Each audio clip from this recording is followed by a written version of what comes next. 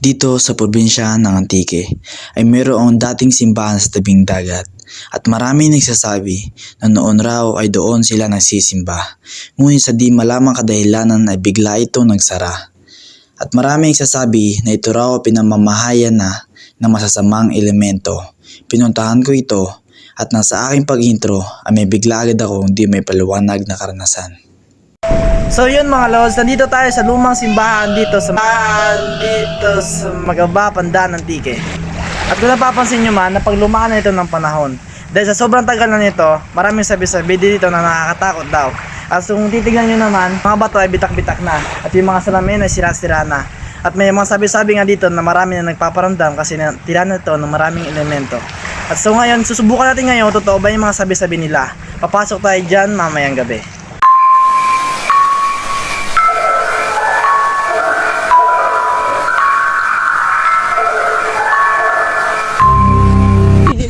Mama! Nakita ako! Ano? May bumapasok doon oh, may parang may ano. Ano? Di ko po alam, parang may lumilitaw po doon, di ko maintindihan eh. So ngayon, di pa ako nakakapasok pero parang may nagpaparamdam na. Ano yung nakikita ko papasok? Parang nandun oh, parang may tao dito sa ano na to, dito bandaw. Ayun oh. May pumasok po dyan kanina, di ko po alam kung ano yun eh. Ano pumasok? Di ko po ma-explain eh. Basta may nagi po yung mata ko eh. Yun siya kanino. Ano tsura niya? Yung parang kulay po ng balat natin, yung parang damit na gano'n. Parang ganyan po sa'yo.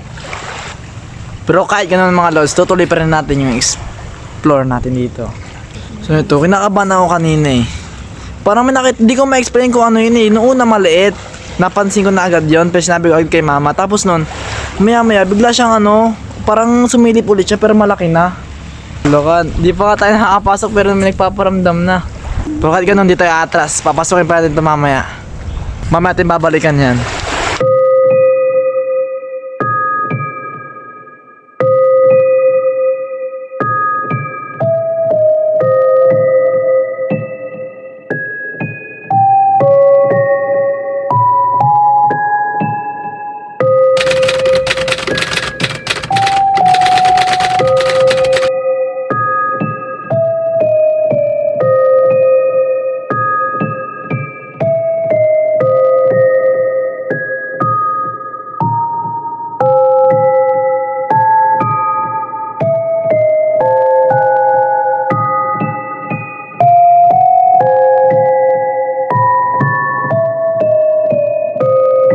Tabi-tabi po, magbablog lang kami. Huwag kayo mag-ano, dito tapos sa unang ano. Ano yung isa namin? Hindi nakikita dito. To. Ano yan? To. Oran no? Ano yan? Yan, mga sumunga. Ay, ano lang pala siya, buko lang, niyog. To. Naglayo. Putik. Tara, umpisa pa lang. Umpisa pa lang tayo. Ito na nga yung sinasabi nilang pare-pare. Kanina yung intro natin, dito tayo kaninang umaga. So ngayon gabi na, kaya papasok na tayo. Ito na nga siya. Hindi nyo pagbilin yung cellphone para wakit at balikan. Nakita mo na saan? Pasok na tayo? Wala ka, hindi ko. Sabay-sabay tayo. Tingin muna sa front. So ayan guys, alam ko may mababalian dito. Takot lang yan. Akit na. Maaga. Dito tayo dadaan sa taas dito. Tara, Ito lang, sa ano, may ano, sa madugto sa likod rin. tatay natin. Talaga ako May daanan ba dito? Ito nga may daanan nga. Tara. Sa mga anak, Espiritu Santo Amen. Panginoon, gabayan niyo po kami sa aming gagawing eksperimento ngayon dito sa lumang simbahan dito sa Magaba. At sana gabayan niyo kami at makauwi kami ng ligtas at walang mangyari sa amin. Maraming salamat Panginoon. Mga anak, Espiritu Santo Amen. Ayun o. So nga ano to? Huwag mong hawakan sana, kung anong mga gamit yan. Eh, ito meron siyang ganito. Hindi may explain kung ano yan. Parang lalagyanan siya ng libro. Comment nyo nga guys kung ano ibig sabihin nito. So ito lang pala siya. Tignan nyo sa taas to. Tignan nyo yan no. Parang ano to. Nung luma talaga ito simbahan na to. Kasi matagal na kasi ito eh. Di natin alam kung ano ba. Ano ba yung mga sabi-sabi dito? Na naririnig ka rin ba? Yung mga ano lang, yung mga nakakatakot na ipapakita. Pero sana wag naman dito. Pero sa tingin natin parang ngayon wala naman di ba? Ayun na sa second floor. Trakit tayo. Sabay tayo san? Dito lang po. Ito na nga yung daanan. Lingkod na tayo dito sa. Ha? Ano to? May parang may butas oh. Yung Bible. Pasok tayo. Hindi rin magsili dyan. Hindi rin magkakaw dyan kung ano dyan. May Bible tol. Ayun, may Bible nga oh. Kung napapansin nyo. So kami lang nandito ngayon, kami tatlo lang. Wala pong Tatakot kami pero huwag naman siguro yung pasukin to. Wala po. Tabi-tabi lang po. Mga kami tubulan yung said. Tapos ano? Ay shit. Tabi-tabi po, ikot-ikot lang po kami. Ayun nga siya. Huwag tayo papasok dito kasi baka mamaya. Ito kasi luman-luma kasi yung simbahan na to eh. Ito mo kasi aryata siya oh. Ito parang ano siya, yung mga higaan oh. Hindi rin magsaka kasi pinakabago gabo ko. Wala tayo nga ano dyan. No, meron pang container ng Ito yung mga ano sa tubig dati. Kampana, hindi. Yung ano ng kampana dati. Ay oo. Simbahan talaga to no? Kasi meron mga dito eh. So ngayon hindi na kami akit sa taas kasi masyado ng delikado. Tapos salatang-lata naman kasi dito sa mga loop. So ito, katulad niyan na mukhang ano na. Di na siya mapagkakatiwalaan. Para kumbaga sa ano ba na ano. Siraan pala. Ito, ang ganda oh. Pwede yung kwintas. Pero wala tayong kunin niya. Baka may nagmamayari niya. Hindi naman sa atin yan. Huwag tayo gumalaw ng mga gamit. Ito na ba yun? So ito na nga. Kita-kita naman talaga sa taas oh. Yung mga luma na talaga yung ano. Ayan, nakakatakot talaga siya. Yung mga lods. Kasi kumbaga sa ano talagang delikado na no. Kaya nang papansin. Delikado na. Tapos kanina natakot ako dun sa may ano. Nashock lang ako dun sa may pare pero painting lang naman yun. Ito pa yung mga bitak ng daanan no. Lumang luma talaga siya. Ito, ilawan natin ito yung tingnan nyo. Sira-sira na, no? Nag-iinit talaga ako mga pa. Ay, sa likod mo nga. Hindi, ilawan mo dun. Ay, sorry. Pero bago tayo malis, manalangin ulit tayo. Bilang pasasalamat. At para din na natin sundan. So ngayon mga lods, madadasal ulit kami dahil uwi na kami. Sa Ama, Anak, Espiritu Santo. Amen. Panginoon, maraming salamat sa inyong paggabay sa amin. Hindi niyo kami pinabayaan. Tulad naman masyado nagparamdam dito sa amin. At sana di na nila kami sundan at maging payapa sila dito, maging tahimik sila. Minabuti na namin umalis sa lugar na ito. At ramdam na namin ang bigat ng pakiramdam sa bawat isa. Kaya minabuti namin bumalik kinabukasan.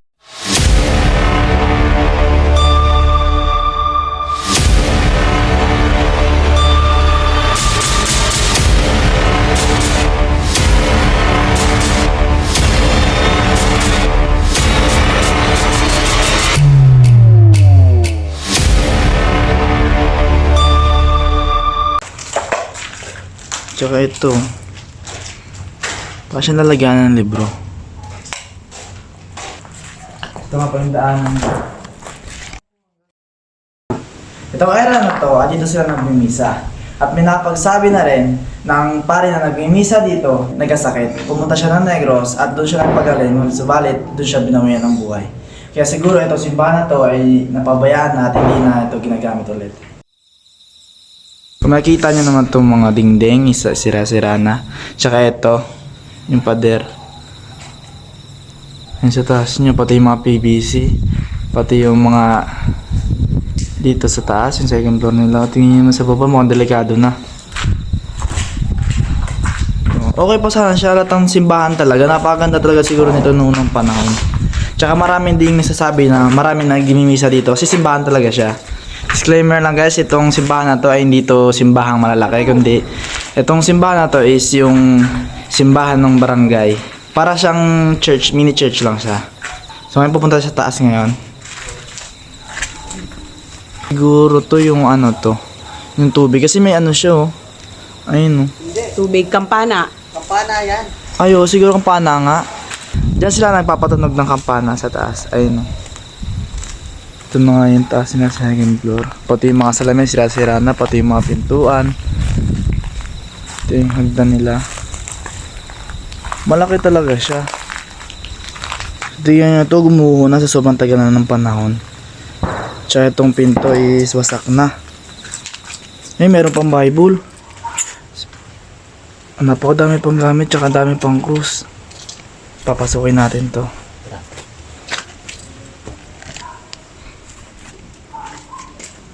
Meron pa mga krus dito, mga Bible at kung ano-ano pa.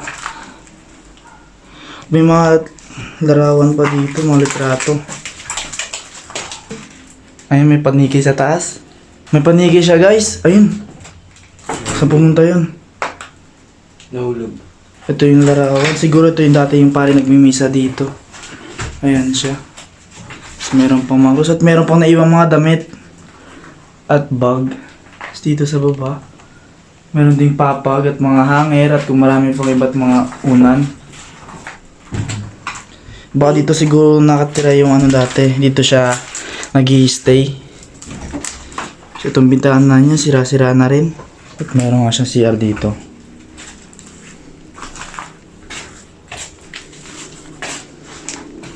Ang linis pa ng CR niya, maayos pa. Ayan. Malinis pa. Malinis pa yung CR. Ilang taon na kaya itong na-abandon na? Sayang naman to, napakadami pang mga gamit oh. Ito yung Bible niya.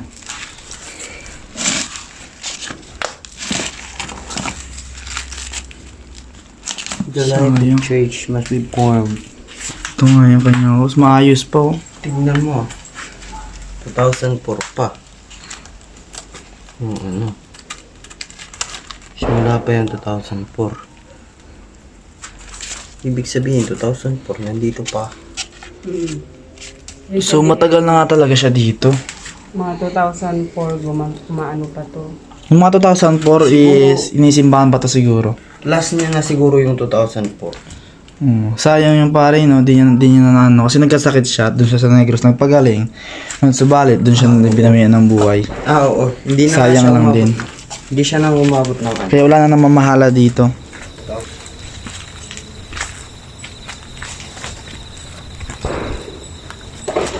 Mukhang luma na, pati ito kinakalawang na rin.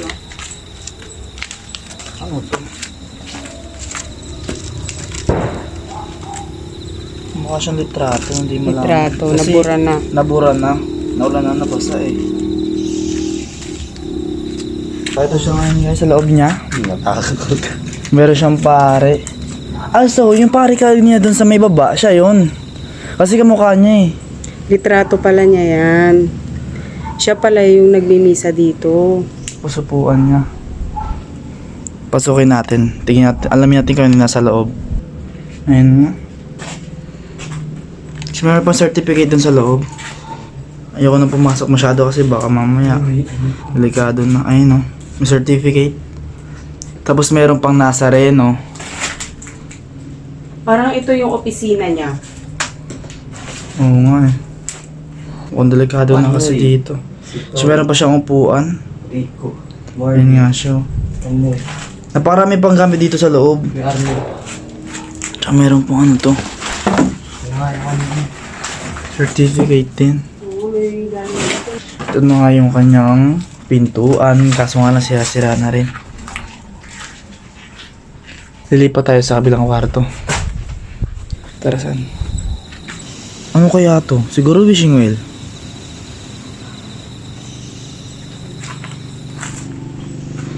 Ito na nga yung kanyang pangalawang kwarto sa second floor. Meron siyang papag at meron din siyang CR. Pwede ka pumasok dun sa ano. Ingat na tayo. Dayan, nakapasok na ako dun.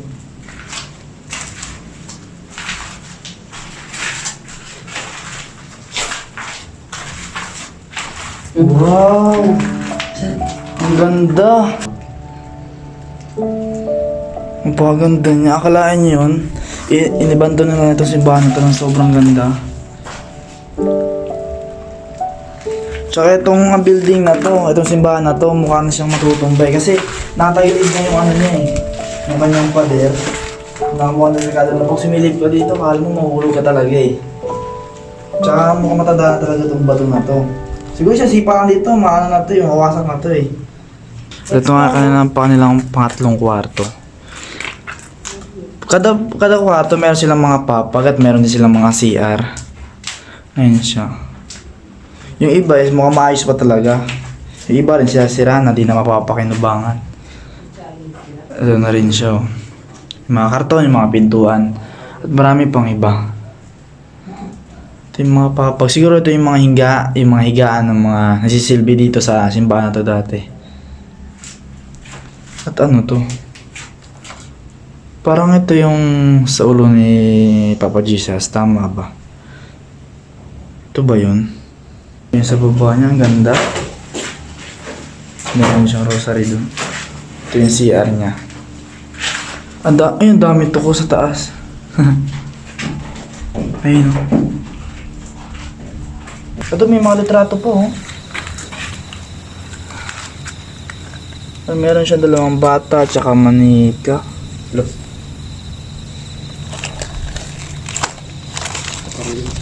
Sayang itong mga litrato na to. Siguro itong litrato na to nagko-connect dito sa simbahan na to.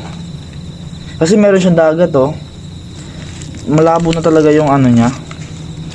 Dito nga talaga to. Malabo na rin. Wala na iba, burado na. Dahil basa.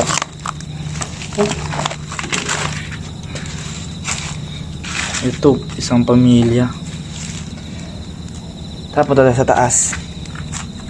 Dito sa pinaka third floor niya.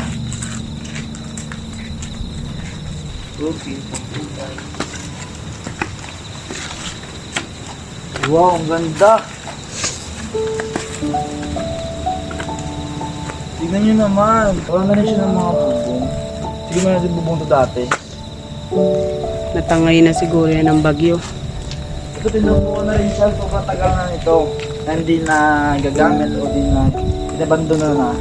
Ito pati yung mga dahon na sinubuan na rin. Palaki niya. Ano kaya to dati? Dito sa taas na to, sa bati. Dito sa area na to. Ano kaya to? Ano nyo naman ang ganda.